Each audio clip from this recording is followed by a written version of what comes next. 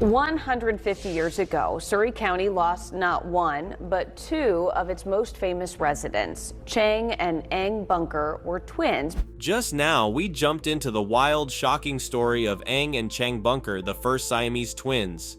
Their lives were linked together at the chest and by destiny. They started in a tiny village in Siam and ended up as stars in American shows. What other deep secrets were hidden in their lives together? Tune in as we unearth the dramatic hidden truths about the Bunker twins, the Siamese twins' tragic path through adversity. Eng and Chang Bunker were twin brothers born joined at the chest, and their condition led to the term Siamese twins, used to describe other conjoined twins like them. They caught the attention of many and became well known in the 19th century. The twins were born in what is now Thailand to parents of Chinese heritage. In 1829, they were brought to the United States, where they became part of exhibitions. Amidst their tours, a figure from their past appeared, threatening to reveal a shattering secret. Doctors examined them closely, and they were often featured in public displays, sometimes labeled as part of freak shows. While some people felt sorry for them, there was also racial prejudice. After 3 years of working with managers they felt were dishonest, the twins decided to take control of their own performances. At first, they showed off their physical abilities in exotic ways, but later they focused more on speaking English and interacting with audiences in a more polite setting. After 10 years of performing and making good money, they stopped touring in 1839 and settled in rural North Carolina near Mount Airy. They adapted to local life, becoming U.S. citizens, marrying 2 sisters, and even owning slaves. The brothers had 21 children in total. They lived in separate houses and switched between them every 3 days. As businessmen, they faced both success and challenges. After the Civil War, they lost much of their wealth, including their slaves. When they died at the age of 62, an autopsy revealed that they shared a liver connected by a ligament in their chest. But their story doesn't end there. Their lives have inspired many fictional stories and have been seen as symbols of both teamwork and conflict, especially during the Civil War when the Union and Confederacy were at odds. According to writer Darren Strauss, much of what is known about them is mixed with myth and exaggeration, making it hard to separate fact from fiction. However, some details of their early life are unclear. It's believed they were born in May 1811, and a statue now stands in their birthplace in the Samut Songkhram province. Their father, Ti, who was a fisherman of Chinese heritage, died when they were still young, possibly from a smallpox outbreak in 1819. Their mother, Nok, raised them and their siblings by running a duck farm. There is some debate about her ethnic background, with some saying she was Siamese, Chinese, or possibly a mix of both. Despite their physical connection, they were very active as children, running and playing with other kids in their village, and were raised in the Theravada Buddhist tradition. But this wasn't the hardest part of their journey. Managing life in a new country while being physically connected posed unique challenges, from cultural differences to personal struggles. Their mother cared for Chang and Eng just like her other children, treating them as any other kids without giving them extra attention because they were conjoined twins. The first person to take notice of them was Robert Hunter, a British merchant. Hunter had strong business connections with the government of Siam, which allowed him to travel around the country easily. One evening in 1824, while fishing on the Menem River, he saw the twins swimming at dusk. At first, he thought they were some kind of strange animal, but once he realized they were human, he saw the potential to make money by showing them to Western audiences. A surprising story from Siam begins to change two brothers' lives. From Siam to American spectacle. He started telling a story that the king of Siam had once ordered them to be eliminated and wouldn't allow them to leave the country. Whether this story was true or not, it took Hunter 5 long years to arrange their departure. In the summer of 1829, he and an American sea captain named Abel Coffin sailed to the United States with the twins. They had signed a contract with Chang and Eng for a 5-year tour, though there were rumors that their mother had sold them into slavery, which upset the brothers deeply. But this wasn't the worst part. In 1845, just 4 years before their mother passed away, Christian missionaries reached out to her. She had believed her sons were dead since she hadn't heard from them in 15 years. To her surprise, the missionaries told her not only were they alive, but they had recently married. When the twins were 17, they set out on their journey to the US with Hunter, Coffin, an 18-man crew, and a translator from Siam. They arrived in Boston on August 16, 1829. The very next day, a local newspaper hinted at the spectacle to come, mentioning that the twins will probably be exhibited to the public. Shortly after their arrival, doctors examined them using outdated methods like physiognomy and phrenology and wrongly classified them as Chinese. News about the twins quickly spread, but it was often filled with racial stereotypes and errors. After their first stay in the US, they traveled to major cities in England. By the time they returned to New York in March 1831, it was noted that they had learned to read, write, and speak English well. They had also earned a significant amount of money. But the challenges weren't over yet. During their tours in big cities, they would stay in hotels for a few days and charge admission for people to come and see them. In smaller towns, their manager would hand out flyers before they arrived, and they would only stay for a night or two at a local inn or lodge. Their first manager, James W. Hale, introduced them as the Siamese youths instead of boys, which the twins preferred. They charged 25 cents for admission, and pamphlets or sketches of the twins were often sold at the shows. In their early performances, they showed off their agility by running, doing somersaults, and performing parlor tricks, all while wearing traditional pigtails and oriental costumes to emphasize their foreign origins. In the summer of 1831, while on a retreat in Lynnfield, Massachusetts, Hale and twin brothers Chang and Eng were out hunting when they ran into more than 12 local men. The situation got tense when the twins felt mocked and ended up hitting a man named Elbridge Gerry with their gun. Gerry reacted by throwing a rock which hit one of the twins in the head, drawing blood. In response, the twins fired their gun, though it was only loaded with blanks, causing the men to flee. The next day, one of the locals accused them of being the ones who started the fight and pressed charges against them. A special court was held and the twins were arrested and had to pay a bond to promise good behavior. At first, newspapers like the Salem Mercury painted the twins as the victims of the incident. However, Gerry later wrote a letter saying the twins were the ones who started it, which hurt their reputation. This led Hale, who was managing the twins, to step down. Charles Harris took over as their new manager. New challenges and advice await, shaping the twins' next steps. Behind the dark curtain, Hale didn't just leave without advice, though. He told Harris how to handle certain problems, like how to avoid paying taxes by presenting their tour as a business instead of a show. Abel Coffin, the man who had originally brought them to America, continued to look after them like a father figure. But more trouble soon followed.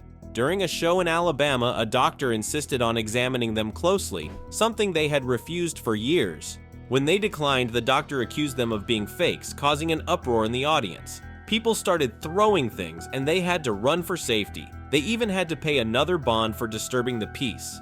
This wasn't the only issue they faced. Their relationship with the Coffin family became strained when Abel Coffin's wife Susan repeatedly turned down their requests. They relied more and more on Harris to speak on their behalf. In one case, they asked for an extra $3 a week to cover the costs of their horse, but Mrs. Coffin refused, leaving them feeling frustrated, comparing it to trying to make a bird fly after clipping its wings. Things were getting worse. Harris, who initially stayed neutral, began to support them more openly. He even started writing letters for them, which they signed as Chang and Eng. The situation got more complicated when Abel Coffin didn't return from Asia as promised in January 1832, and they felt trapped by the Coffins. But that wasn't the end of it. They started seeing Mrs. Coffin as dishonest, especially after discovering that she made them perform even when they were sick, booked them into cheaper travel conditions, and only paid higher wages to certain workers. In July 1832, when Abel Coffin finally returned and found that they were gone, he blamed Hale for encouraging them to rebel. He tracked them down in Bath, New York, and claimed he had disciplined them. While they didn't immediately declare their independence, they began to change things. They started wearing more American-style clothing, spoke English more often, and presented themselves as men, not boys. They even began answering audience questions in a formal setting and continued hunting in their free time, embracing their new lives as the famous Siamese twins. Chang and Eng Bunker, originally tied to strict obligations, eventually gained their freedom. They started making decisions about their careers and chose their own team. In 1835-36, during a leisure trip across Western Europe, visiting places like Paris, Antwerp, The Hague, and Amsterdam, they decided not to perform. Instead, they took the time to explore and enjoy the cities. In 1836, a brochure was published titled A Few Particulars Concerning Chang Eng, the United Siamese brothers, published under their own direction. This pamphlet described them as almost royal figures, mentioning their high status in Siam and sharing a story about a representative of President Jackson visiting their mother. Their touring career, which stretched from 1829 to 1839, ended with their final performances in Jefferson, North Carolina on July 3rd and 4th, 1839. A family friend noted that their move to Wilkes County was intentional. They wanted to pursue hobbies like hunting and fishing, seeking a quieter life away from large crowds. With new guidance, the twins find a place where they start to build their future. A tale of wealth and controversy.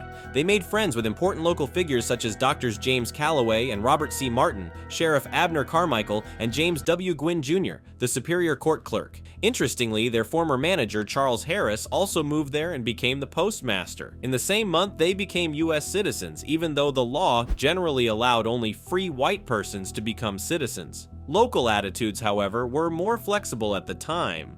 In 1840, they had a home built on their land, but this wasn't the most surprising part.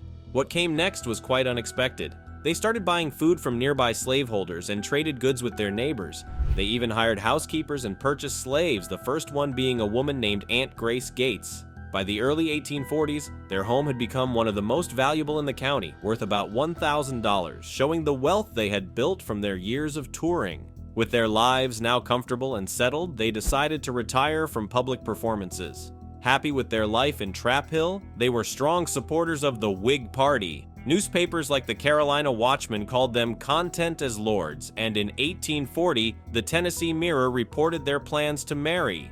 This news led to a mix of reactions, especially because of their physical connection and different racial backgrounds. Despite the controversy, on April 13, 1843, they married sisters Sarah and Adelaide Yates, with little local backlash except for some minor vandalism the night before the wedding. But settling down wasn't the end of their story. They would later showcase their marriages during future tours. By the late 1840s, they were fluent in English, had voted, and even pursued legal action against several white individuals. They also adopted the last name Bunker in honor of a respected friend from New York. As people continued to visit them, they embraced their status as national figures and their new American identity. The Bunkers found themselves in a unique position when it came to how people in America thought about race. While they weren't considered white, they still had many advantages that were usually only for white people. This was largely because they were wealthy slave owners in the South, where property rights gave them certain privileges. On March 1, 1845, they bought a large piece of land, about 650 acres in Surry County. They built a house there, originally just for occasional visits, about 5 miles south of Mount Airy along Stewart's Creek. Throughout the late 1840s and 1850s, the Bunkers became very wealthy and lived a luxurious lifestyle as plantation owners. By 1850, they had spent around $10,000 on various properties in North Carolina. They also trusted a merchant in New York with $60,000, mainly for importing goods, and lived comfortably off the profits from that investment. For about 10 years, they split their time between homes in Mount Airy and Trap Hill. During these years, they had a unique way of living. They would switch houses every 3 days, with each twin being in charge of the house he was in at the time. The other twin would follow his brother's lead without disagreement. By 1850, they owned 18 slaves, 10 of whom were children under 7 years old. Some of these children were bought just to be sold later for profit, while others were raised to work on the plantation. The Bunker farms were very productive, growing wheat, rye, corn, oats, and potatoes, and raising cattle, sheep, and pigs. As their family grows, the twins face new decisions about their public and private lives. Chang and Eng. But here's something surprising. Unlike many farmers in North Carolina, the Bunkers didn't grow tobacco. This choice showed that their farming was mostly for feeding their family and their slaves rather than for making big profits. The media at the time often painted a harsh picture of how the Bunkers treated their slaves. But the Bunkers denied these accusations, claiming that their wives were the ones who managed the slaves and even raised money for their education. However, even though the Bunkers were mostly part of the local elite, they did things that made them stand out. For example, they weren't afraid to do physical labor. One famous story is how they would chop wood using all 4 of their hands at once for extra strength, or take turns chopping quickly. Aside from work, they also enjoyed hunting and fishing in their spare time. The short break from touring didn't last long for the Bunkers. With 7 children to support, they quickly decided to get back on the road. In 1849, they set off for New York City with their twin daughters, Catherine and Josephine, who were both 5 years old at the time. Unfortunately, the trip didn't go well due to poor planning, so they soon returned to their home in North Carolina. Their advertisements called them the living Siamese twins Chang, Eng, and their children. In 1853, they began a successful year-long tour, this time bringing 2 of their children with them. The main reason for the tour was to raise money for their kids' education. The events were simple.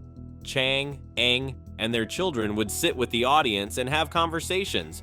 Dressed in typical American clothing, the twins talked about their personal lives, their families, and even their thoughts on politics.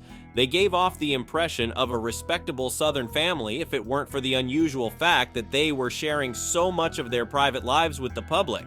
By 1860, they signed a contract with the famous P.T. Barnum to perform at his American Museum in New York City for a month. During this time, they shared the stage with other performers like Zip the Pinhead, and even entertained important people such as the Prince of Wales. While many people believe that Barnum was the one who made them famous, the truth is that Chang and Eng were already well known internationally before meeting him. Their time with Barnum was just another chapter in their long career. But this wasn't the biggest surprise in their journey. After finishing their time with Barnum, they didn't stop. They traveled by steamship, crossed Panama by train, and arrived in San Francisco on December 6, 1860, ready for more new adventures and opportunities. During this time, Californians were figuring out how to welcome a new wave of Chinese immigrants. The arrival of Chang and Eng Bunker got a lot of attention. As usual, the brothers were warmly received by the people who came to hear them speak. However, the media in California had very different ways of talking about their race and nationality. Some newspapers called them disrespectful names like Yellow, while others described them as the most amazing curiosities, who had caused a big stir worldwide and were worth seeing. Chang and Eng left California on February 11, 1861. By that time, 7 states had already left the United States, leading to the beginning of the American Civil War. Chang and Eng likely returned to their homes in Mount Airy by April. This was just when fighting began in South Carolina, signaling that things were getting worse in the country. Their trip back would have been filled with uncertainty and worry about what was coming, as the nation was heading into very troubled times. What impact did Chang and Eng Bunker have on America's view of immigration? Like, comment, and subscribe for more thought-provoking discussions on historical events.